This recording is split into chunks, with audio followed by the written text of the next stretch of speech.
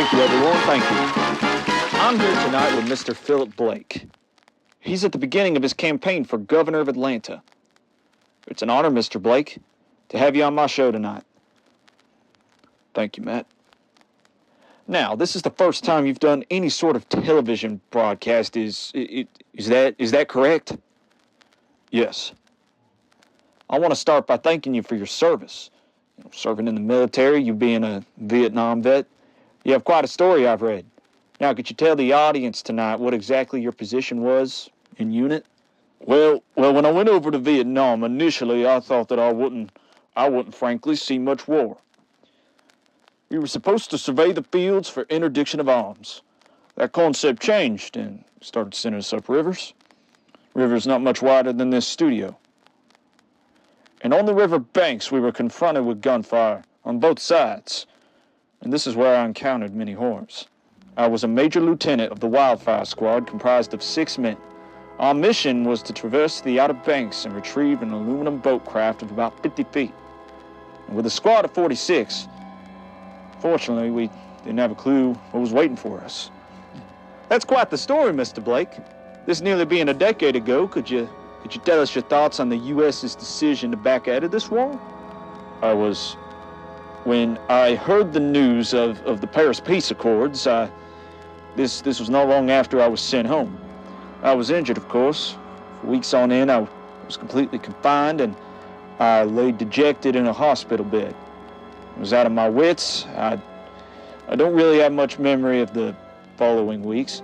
I read a report from the nurses present with you that at the time they said you were raving of the strangest things.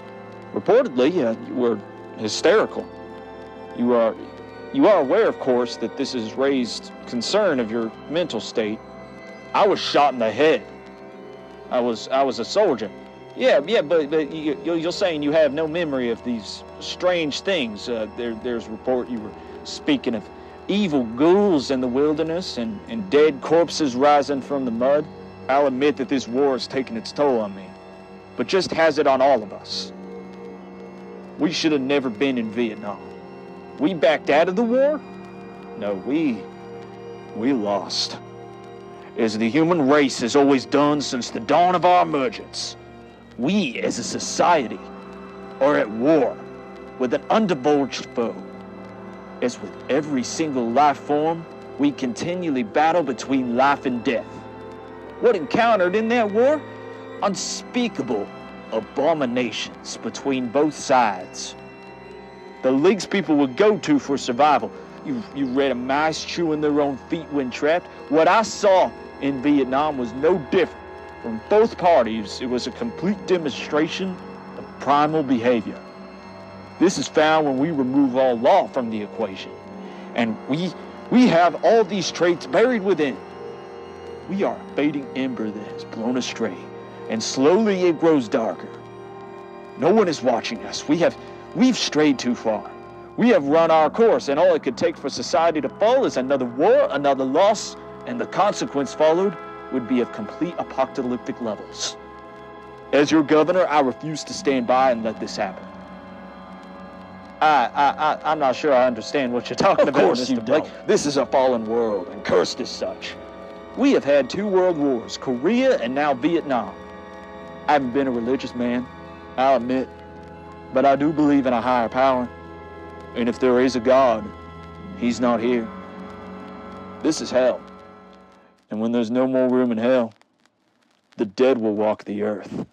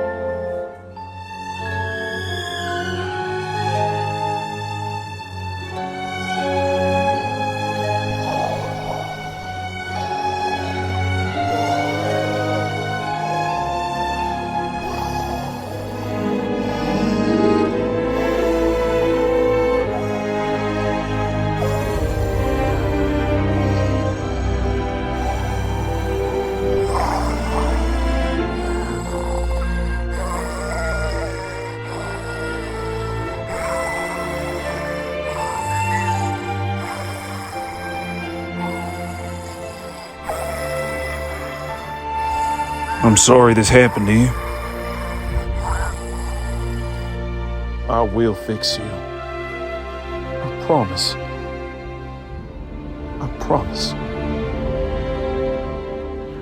And somehow when I do, I'm gonna make those scars go away.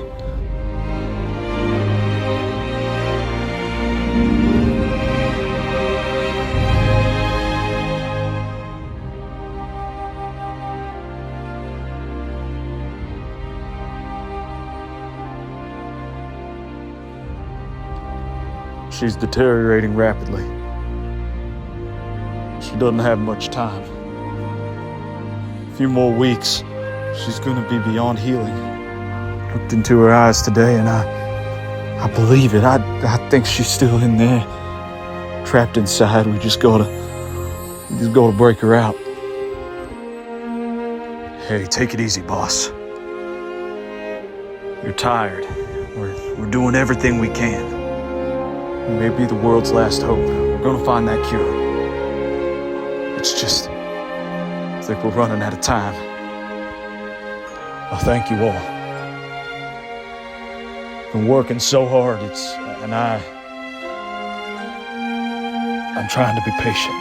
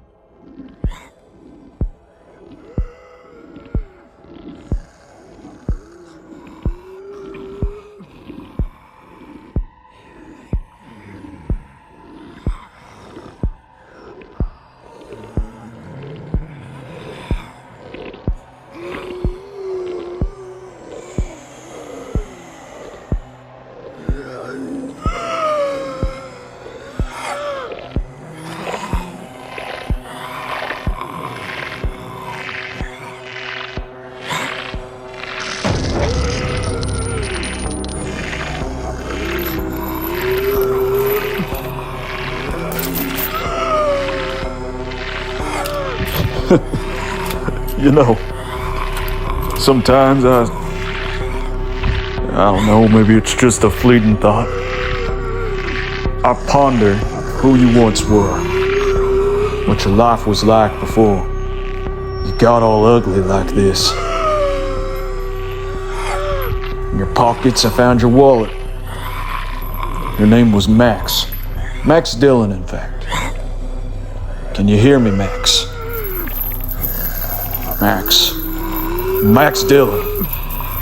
Can you hear me?